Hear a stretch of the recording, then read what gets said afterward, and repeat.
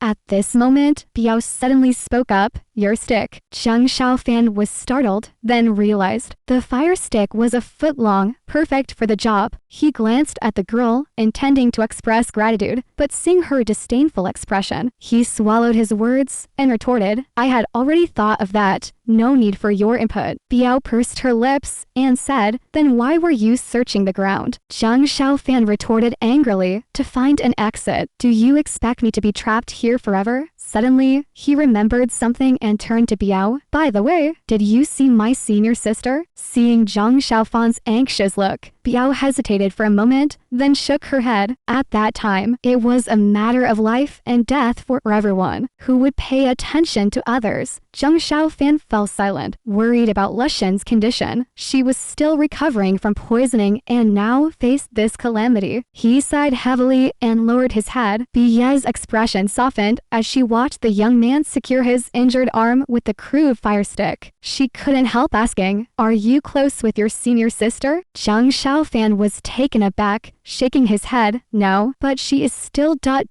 He stopped himself, realizing he didn't need to tell her anything. With a snort, he suddenly realized his situation and didn't bother with her anymore. He tore his clothes, using his mouth to assist his right hand in firmly tying his left arm. He glanced at the pile of rubble blocking the entrance, sighed, and turned to walk deeper into the cave. Seeing Zhang Xiaofan walking ahead, Biao couldn't help but call out, "Where are you going?" Zhang Xiaofan replied without looking back, "We're buried alive here. I have to see what's inside." Biao snorted, but found herself following him anyway. In this desolate cave, being together somehow made her feel less anxious. As they turned the corner, Zhang Xiaofan found himself facing another corridor similar to the one before, but wider. The walls still emitted light, illuminating the area brightly, but the floor was covered in thick dust with visible footprints. In the middle of the path, a set of footprints led forward, presumably left by Biao when she explored earlier. After walking for a while, they reached the end of the corridor, where another corner awaited, and the sound of water could be faintly heard. Suddenly, from behind, Biao called out, "Zhang Xiaofan!" "What?" Zhang Xiaofan subconsciously responded, but immediately turned around, asking,